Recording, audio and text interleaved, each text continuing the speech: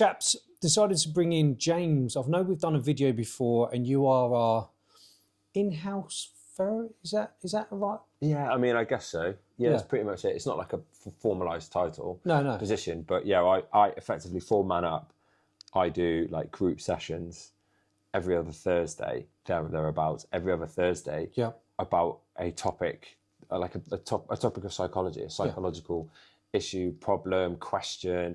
I mean, we've done everything from morality to masculinity to therapy approaches to managing trauma.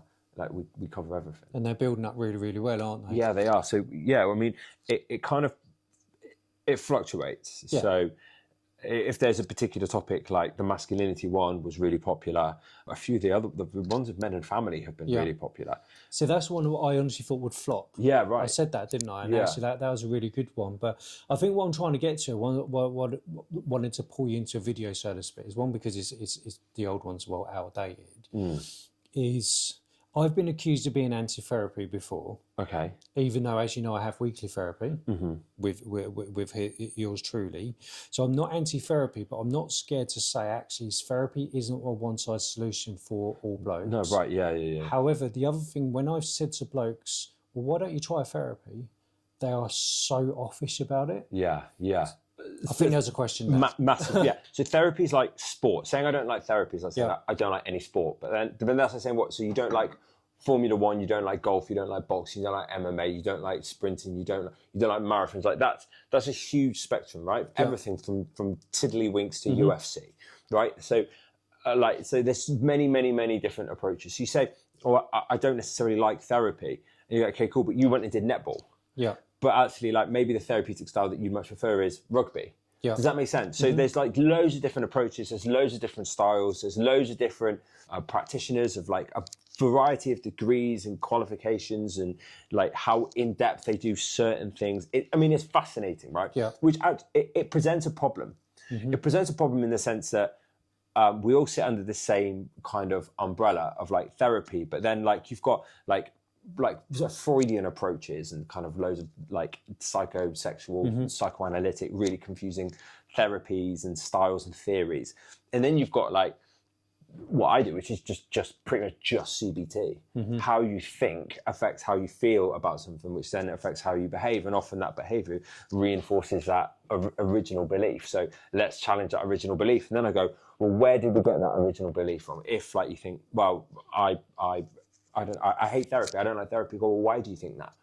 And then go, well, because you grew up in an environment whereby to share your emotions, you were told, like, stop crying or I'll give you something to cry about. So then the idea of expressing yourself and going, well, this thing that I did made me feel objectively awful has been crushed since childhood. So then you go, well, then there's this thing that exists that I understand as an adult, which is this environment where you can express yourself. And you'd think someone would be, oh, I really want to then use that, utilize that environment. But the reality is that people don't, because it creates that sense of fear that, well, I don't want to talk about that. I don't understand that. I don't like it.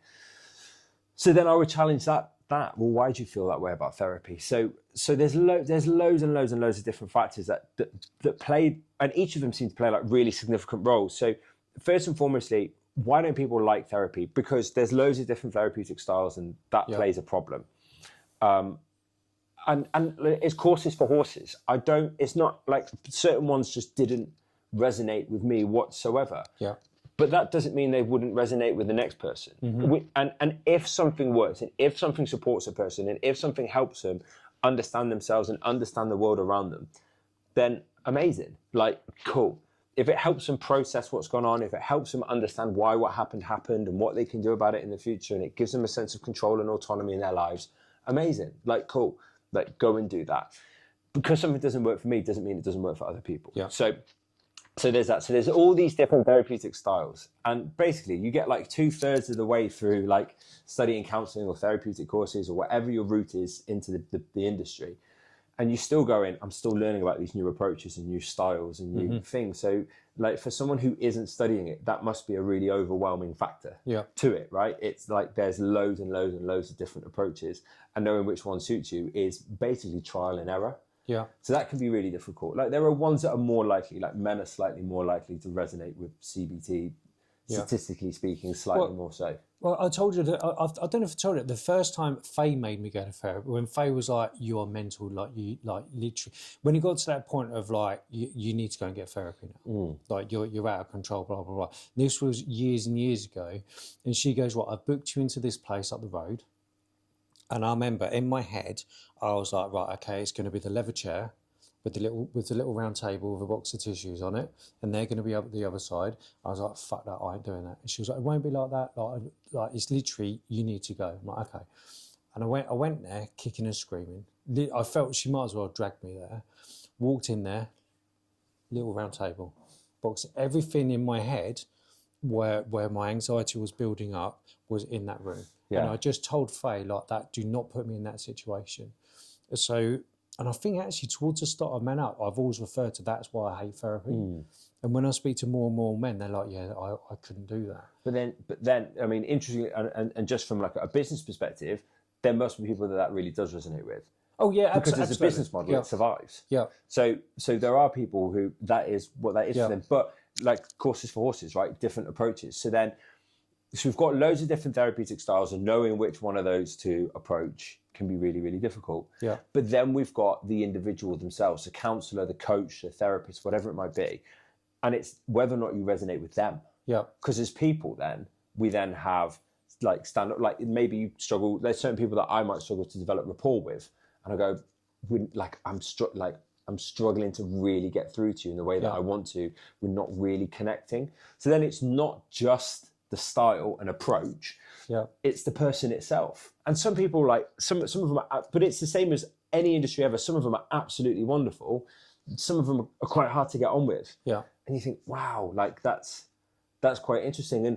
And anybody working in mental health, you have to be really aware of your own biases. Yeah. You have to be aware of your experiences influencing how you support and help a client. So like you again, like every single person has slightly different conscious and subconscious biases, and how we then project those to the world. So like people like working with me because they'll say that like you're like a normal bloke, you're just like a bloke's bloke. You come from working class background, you used to be in the army, the way that you speak, the way you handle yourself, like that guys tend to not just men but mainly men tend to relate a little bit more to that from a certain background. I think it's also because you're not scared to call stuff out as well. Right, yeah. Because I remember there's what, obviously I don't want to talk about my own therapy sessions too much. So I remember there was something you said, "How are you getting on with Faye?" or something, and I said something, and it wasn't very nice, and you called me out. I was like, "That's your wife." I don't remember. I might have used a seal, so she's been whatever else. And I never talk like that normally. And I think you actually called me out on it. I can't remember what you said. And I remember thinking, "Oh, fuck you." But actually, you was right to call it out. Yeah, yeah. I remember in one of those sessions, what we done with that guy, who was like, all of my friends are disowning me because everything I share, everyone's all getting offended. And God, it was like, "No, mate, this is a you problem." Yeah, for sure. Yeah. And I remember the comment. It was like, don't say that. I know you won't, but yeah, please don't say. Yeah, no. But no, everything is everyone else's. I can't make friends.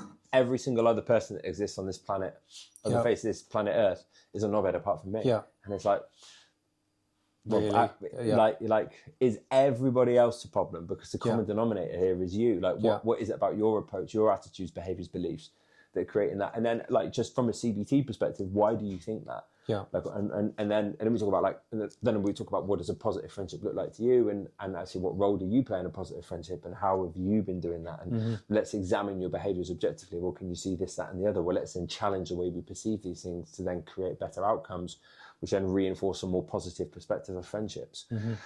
So then we've got loads of different approaches, and then loads of different personalities within those approaches that make it really difficult. Now, there's lots of like statistics here that are quite worrying. I know like the Tin Men's spoken about this. It's something I think they posted the other month that 89% of psychological doctorates are going to women. Therefore, are men feeling alienated within them, or are feeling alienated by the mental health industry because they feel like they can't get the support that they need because there's that lack of relatability. And when we talk about mental health, it's very subjective, right? The individual. There are things like trends that we can notice within groups of men, like transitional phases of their lives is pretty much a universal experience for men. When men get to a certain age, generally it's kind of just after middle age, because it almost feels like we're in denial about what middle age is. And then when we get into our sort of late 40s, early 50s, then we're going like, oh, now I'm kind of middle-aged, or maybe after middle-aged-ish. And then we go, oh, actually, like I'm having this crisis.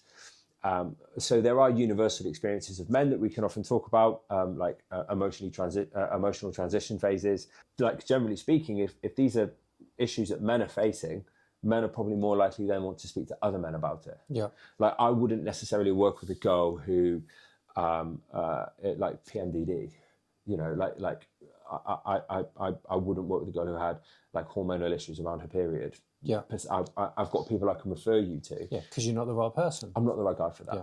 And I think that's something what I get quite frustrated with I don't want to say like the therapy, just in the mental health space, even people who just care. Actually, sometimes you've got to go, actually, the reason he doesn't want to talk to me is because I don't want to say he doesn't trust me. Yeah. He just knows, I'm not the right person. But I think where I'm going, so I'm losing, someone just caught me off guard. I think what annoys me, Faye, for example, Faye now knows that sometimes I'll talk to you about something, or Mike, the owner of the pub, I'll talk to them about something, but not her.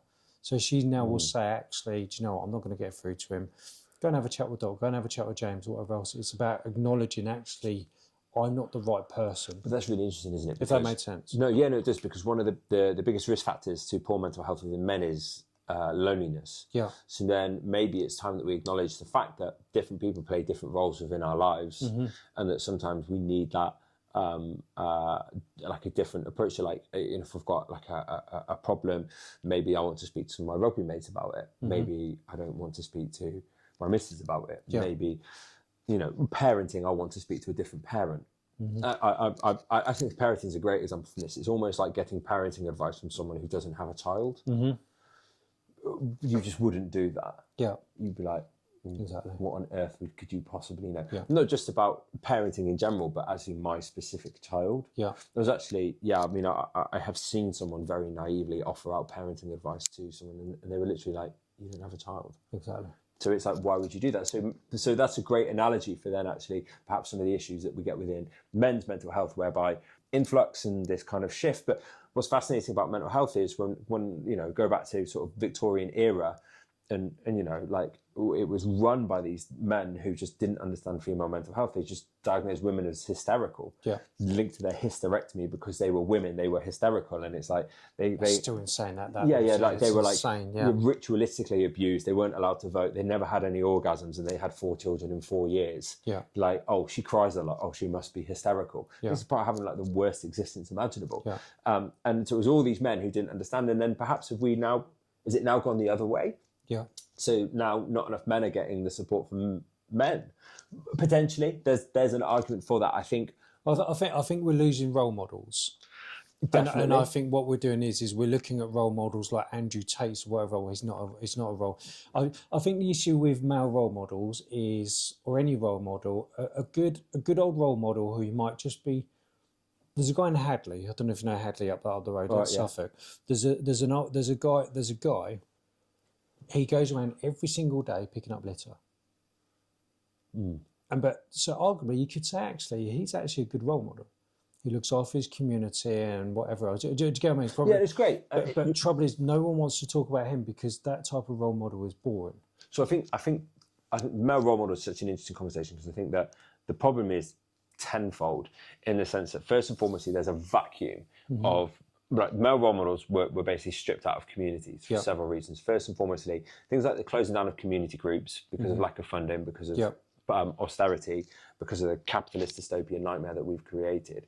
So Tory austerity stripped out community centres. Young men, young girls, but like young men having young positive male role models to look up to that are going to influence their life in a good way.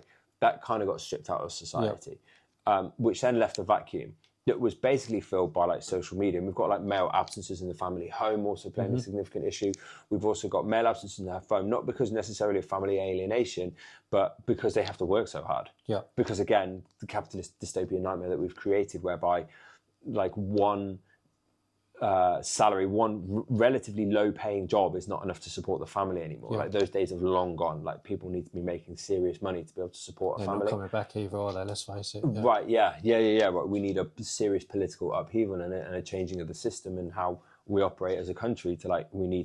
Wealth distribution is a serious problem. So then these men who are like going out and working, desperately trying to put food on the table. So then there's greater male role model alienation from the family because of the demands of capitalism, and that's kind of then been filled. This gap has been filled by like social media, and within that, there are these kind of self-professed experts on masculinity, like your Andrew Tates, who have kind of filled that void, stood up and said, "I'm a male role model, and you should be listening to me." And then like they just basically buy into this, like these children grow up in difficult environments, increased amounts of chronic stress, which is awful for brain development for children, awful for education. So they're far more likely to get a low education, far more likely to get a low paying job. They're far more likely to be angry at the system, disillusioned at the system, esteem needs aren't being met. Therefore, they're far more likely to be whipped up and buy into the narrative of these guys who are talking about how everything is the system's fault and it's these other people's fault, and there's this anger and it just infects young men and it spreads from young man to young man. And the whole time we're going, get the community centres back open, get all of the sports clubs back open, get all of these people. There is money for it as well. There is absolutely money for it. Right, tax wealthy people's assets. Yeah. That's if we're going to go right off tangent and think about what I think we should be doing, economically, put a tax on assets over 10 million. Yeah, so then there's this lack of male role models, and the problem that we've got as well, that's one big part of the issue is men aren't in the house anymore. Capitalism has like hammered the family unit. It's hammered men and women, but men in the context of what we're talking about here. There's a lack of male role models. Social media has filled that void with these self-professed, I'm a male role model guys who push this terrible narrative about how to behave because they're playing on people's insecurities that basically then has made them quadrillionaires, which is really disgusting. And it kind of then drives that capitalist narrative that your social worth is dictated by your financial income, and therefore people will then just create those behaviors to work their way up that social hierarchy. So that's one huge part of the problem. And problems on top of that are like poor male mental health. Because of this system that we've created, we've now got like lots of poor male mental health. If you're growing up in poverty, you're five times more likely to be exposed to trauma. Like when you examine crime statistics across hundreds of years, the common denominator isn't actually race or creed or color, religion, anything. It's poverty. Yeah. Poverty is a precursor to crime. So the more people we put in poverty, the more likely they are to be exposed to violence and addiction and abuse. So then you've got people growing up, increasing levels of poverty equals increasing levels of abuse, which equals therefore increasingly angry, addict, vulnerable men. That is just how it works. And it's a crime shame, but that is how it works. Not only that, but even when we do have a role model in the public eye, if there's one thing British journalists loves, it's a hero to fall. Yeah. They just want to tear down good blokes. Yeah. And that doesn't excuse some of the terrible things that people have done, but like we love someone to fail. Yeah. We love to hound people to the point whereby they fail. We love to fight and hound them. Yeah. So then... Well, funny, look at Prince Harry, prime example. Yeah. It doesn't matter what anyone's views are on it, is a prime example. Yeah. And he was very much loved in this country, wasn't he? Yeah. Whatever else, and now he's just completely and utterly ridiculed. Yeah. Well, they sense a bit of blood in the water because he's having marital family relationship difficulties, and they just went after him. Yeah. Like when I don't have an issue with him creating a documentary that was put on Netflix to kind of expose what was going on with the journalist that was happening. And you're like, they were like climbing into his back garden where his children were. Exactly. Yeah. And like, so he left. He just went, I'm just done. Yeah. I'll turn up to the Invictus Games. I'll turn up to the charities that I set up, but I'm done. I don't want anything to do with it. I want to protect my children. Yeah. Like awful. Yeah. So he's done. Again, it doesn't matter what people's views of him, whether he turned his back on the royal family, blah blah blah. But I personally think he's done a lot. And he took the decision to protect his wife and kids to move away and start his own life. Yeah. But trouble is, everyone's like, oh, he's a scumbag, he's a traitor. Yeah. And obviously, I know you're in the forces, but I don't see the people saying that they didn't go and fight for this country. I know he might have been shut away in a nice little bit in Iraq or wherever it was. To be fair to the guy, but at least he did do it. Yeah, I mean, to be fair to the guys who I knew who had actually seen him out there, like he got amongst it. And let's not forget, he was an Apache pilot. You know, he was involved in strike operations. So he was, you know, he fought. You know, I think when was the last? Richard III was the last king of England to lead a charge into battle, or to be on like the front line of battle. Okay. Yeah. And then now you've got like Prince Harry, so it's like just in a different chariot, isn't it? Yeah, different chariot, right? So someone will go, well, actually, Edward the whatever. No, but I do think I remember. Yeah, Richard III was, and so like Prince Harry might be able to claim that for himself. Well, actually, like in Musakala in 2000, whatever, I was in a helicopter doing this, and you're like, that's pretty cool. Yeah. So anyway, that now. The point is, male role models. Like, there's a lack of male role models. Well, there's no teachers. Doctors are going down. Everything as well. Right. Yeah. And I think one of the things I see quite a lot, actually, even walking around town, is you'll see. I don't know. There might be a teenager, whatever else, being a bit gobby. There was one the other day actually. Was throwing bottles at one of the homeless people, like plastic bottles. Yeah. And everyone was just walking around and then like moaning amongst themselves, and I was just like, sort it out. Do you know what I mean? And that's, I don't know whether that's just me being a good person or whether that's just a man, just like, you're literally bullying a homeless person. And for me, as my part of society is actually to call that shit out. Yeah. Do you know what I mean? I think a lot of men are quite scared to do that now because they don't want to be seen as being toxic or a bully or whatever. Well, yeah, I mean, it's just I think part of the issue we've got with social media is that it's really easy to frame a video or a piece of information completely out of context. Like when we talk about like misinformation online, like headlines can be taken like totally out of context. Actually, I've spoken to people about this, about understanding how to understand misinformation, how to properly review things. But it's like saying, I don't know, 100% of rapists have drunk water. Yeah. So now people can go, oh my God, water's the issue. Yeah. And you're like, no, that's total bullshit. That's obviously misinformation. Like, let's break that down. Let's look at that. Let's get into the science of that. Let's really look at how you'd get to that conclusion. Water has no effect on this, that, Do you see my point? The same goes for videos. Like, you can take a video out of context. Absolutely, yeah. And then portray that to the world. And then people are like if there are these kids throwing bottles at a homeless guy and you grab this 15-year-old and go, so fucking I didn't lay hands on him. Just but like you could grab him and go, don't throw a fucking bottle at him. Yeah. Straight away. That's like that video of you grabbing him. Yeah. Like, you're the bad guy. Be like, he's throwing, like, he throws that bottle, hits that homeless guy in the head, that could kill him. No one wants to know that bit, yeah. Yeah. He's throwing a glass bottle at a bloke. Like, I'm obviously going to stop that. But they didn't see that bit. Yeah. So it's taken out of context, and then it's framed as in you're the bad guy. But people often don't look because of platforms like TikTok. I think the average attention span now when someone is on social media is 6 seconds. That's terrifying, isn't it? So 6 seconds. You've got 6 seconds to explain the nuance of human behaviour to somebody before they've made a decision about how you behave or what they think has gone on. And then quite often, because we don't teach people about cognitive dissonance, which is our ability to disagree with ourselves, someone will watch something for 6 seconds and then they'll like stab their flag in the ground and say, on that hill, and go, I believe this is part of my identity. Yeah. And we see that when it comes to politics. Someone will spend 6 seconds of information. They go, right, these people are the problem, and this guy's right, and this guy's amazing, and that guy's terrible. And you're like, well, because of this. And you're like, let's break that information. That's 6 seconds of information that you've created that's going to influence how it is that you vote for a person in a position of power. Let's break that information down and see what's actually true, what's playing into a bias, what's actually manipulative, and what's just an out-and-out lie. And like, there's just loads and loads of examples of this. Like, you could literally just make a meme that isn't true, that plays into people's biases, put it online, it gets shared 250,000 times. Exactly. And there's someone in the comments going, statistically, that's not even true. Like, what is... Well, it's funny you say, sorry to interrupt, it's funny you say that, because there was something, where was it? I think it was Instagram.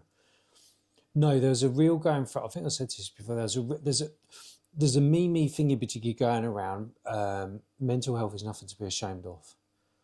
And I hate that. Right, yeah. Absolutely hate that. Because who said it was? So is that like mental health is nothing? Yeah, we know. Who said it was? Yeah. No, exactly. But no, where I was going with that one is because I think it was literally like mental health is nothing to be ashamed of. Please share this. And I was like, and I said something along the lines of, well, actually, this is causing a problem because what you're doing is you're making the words mental health become bad. Yeah, right. Yeah, mental health is a bad thing. Exactly. You're automatically associating it with anxiety. But the trouble is, because I was the one, obviously because of what I do, because I'm the one who's trying to educate my friends, I'm now the bad guy. Because he now doesn't feel, he thought he was doing something good. Oh, look at me, I really care about mental health and blah, blah, blah, blah, blah. I'm like, you're actually adding to the problem. And then people started having to go in the comments reading about it, I'm out of order. Yeah. Which, thankfully, I've got everything, obviously, where I'm at, I'm not backing down on it. But I think any other bloke that would have silent, they would have deleted the comment. Yeah. I'm going, I'm really, really sorry for upsetting you. Yeah. But then again, then you've got whatever the platform is, however many characters it is, and you've got a tiny, tiny amount of space to explain to somebody about the complicated nuance of human behavior, or why this approach is correct, or like actually the wider implications of what it is that they've said or done. And you've only got a tiny amount, and of course the way it's written is open to interpretation. How if someone's had breakfast or not that morning will depend on how it is they perceive a comment that you leave. And again, because we exist in this dominance-based hierarchy, this idea that someone is wrong, like for them it sees, they'll feel like it's a challenge to the power dynamic that they perceive exists in that relationship. But your ability to put your ego to one side and like, oh, I put this up, and someone said, well, actually, Jim, like da da da da da da. You say, I had never considered that. Thank you so much for educating me. But people don't like that because we're in a dominance-based hierarchy. So they'll say, well, I think da da da da, and you'll go, well, actually, that's not true. That's not really how that's applied, and I've never even seen that. Like, I remember during COVID, and a video went up of like a line of DAFs, so like troop transporter trucks, traveling down. I think it was like the M4, and people were like, they're deploying the army to make sure that you stay in your homes. Do you know that photo rings a bell or something? And I was like, that's the most ridiculous thing I've ever heard in my life. First and foremostly, like what you. How on earth is the army going to police the entire country? That was how it was framed. Yeah. Like, I remember that now. I remember something like that. I'd signed off, so I was on my way out of the army. But there's about 10 people, who are like medically fully deployable. Yeah. Like what you want about? Like, there's no way. We don't have the troops. We don't have the infantry. We don't have the support. That's like that unit that you've taken a picture of was like a technical like support unit, like a signal support unit. Like there's no like door kickers running around ensuring you stay at home. But that single piece of information was taken completely out of context and was put in every squad. He was like, "Don't be so ridiculous." Like there's no way we have anywhere near. We couldn't keep a village in, let alone like the entirety of the country. Yeah. Like, the people bought that narrative. And it's that 6 seconds, you've got 6 seconds of human attention. British government to deploy army to keep you locked at home. Bang, here's a video of army trucks on the motorway. Yeah. And it's like, they're going down the M4 because they're going to Brecon. Yeah. Like they're going on exercise in Brecon. That's a video that's 2 years old. Like there's nowhere near enough men to like do anything like that. That's not legal. It's just impossible. It's just completely like ridiculous and outside anywhere near the realms of possibility. But people see that and absorb into that. So straight away we've got the dangers of when you remove like male role models from the family home and like there's lots of kind of conversation around like modern masculinity, and we have these conversations, but like a modern masculine man would be there to like provide, go like no son, like listen, like this is like what's going on, and this is why that's happening, and that's not true at all. Like let's be a little bit more composed about this, and let's understand this information, where it come from and why it's come from, and what we're doing about it, and like to create that ability to challenge that negative view, to be like calm, to be controlled, to be composed, and we've lost that because. Have we lost it, or are we just too happy to shut? I think it's been lost. I think because men have to go and work so hard. I think because of the pressures of this terrible capitalist dystopian nightmare that we've created, because we've shut down community centres, because we love to tear a role model down, and because all of those things create really poor mental health. Yeah, I think we've lost a lot of male role models somewhere. Yeah, and I'm not saying they're not out there. because they definitely are. I just think we need to rise them up again. We need to invest back into community. Yeah, but I stand by and become. I think good role models. I hope this doesn't turn into. I think good role models, and I don't know how to say this without offending. So, good role models, everyday role models, are boring. Yeah. And that's the problem. The Bonnie Blues, the Andrew Tates, they're just really interested. Everyone likes to gossip about it. But like the guy who goes basically clearing up the whole of Hadley every single day. Or do you get what I mean? It's just not everyone wants to be entertained. Yeah, and I think like the two examples you've given there, Bonnie Blue and Andrew Tate, like they are representations of what happens when you create a hierarchy based upon dominance. That people will do anything they can. That dominance is based around financial worth. So we're normalising it. Right. So they will do everything that they can to get that money. If you created a society, a social hierarchy that was based around mutual support and love, first and foremost, it'd be far less of a hierarchy. Yeah. Secondly, it'd be based around supporting and helping and caring and loving for each other. Like, and that would just that would create a utopia, right? Look at like MANUP and the talks that we have and the support that blokes offer each other. It's amazing. It's completely different. But because we live in this dominance, which serves capitalism very well, this financially, the dominance, people talk about like Andrew Tate, like your behaviour is disgusting, like how you behave, how you've been doing this, how you've been doing that. And he'll say, what colour's your Bugatti? Yeah. Bonnie Blue says, yeah, but I made £2 million last month. Yeah. And I'm always reminded of that great quote. It was from the... I first saw it in a movie, but I believe it is an actual quote from King Baldwin. And he says, like, your soul is in your keeping alone. And although men of power and kings may presume to move you, you do not get to stand in front of your God and say this, or that virtue wasn't convenient at the time.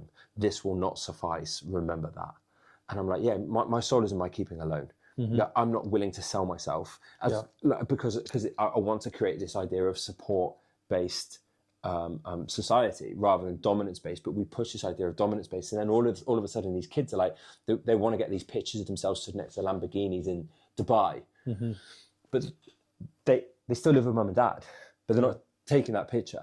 So now everyone else feels really insecure because they're not having that lifestyle, but they're not having that lifestyle either. But it's this dominance-based hierarchy that is then basically alienating men from each other because we all feel like we're in competition with each other. Yeah. But we're not in competition with each other. Comparison's a dangerous thing. Comparison, right. It's the thief of joy, right? So we live in a society whereby men are constantly pitted against each other and pitted against each other, pitted against each other. And it's so destructive to men. It's so destructive to mental health. It's so destructive to this society that actually could flourish of like support.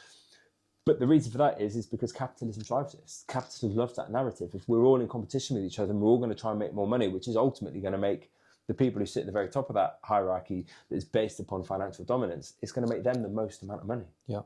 Laughing down. Yeah. Laughing down. So the best thing you can do is use CBT and encourage men to speak to people so that we can talk about like what is positive masculinity, what are your negative ingrained beliefs, and how can we support each other a bit better, and how can we create this more meaningful relationships that aren't based on trying to dominate your fellow man, but rather just support your fellow man. Like it's not about like soaking yourself in like terrible aftershave and driving a Range Rover and swaggering around and like acting like the tough guy. It's just trying to be a decent bloke. Exactly that. We need to be rising them up. Most role models are boring. Yeah. Correct.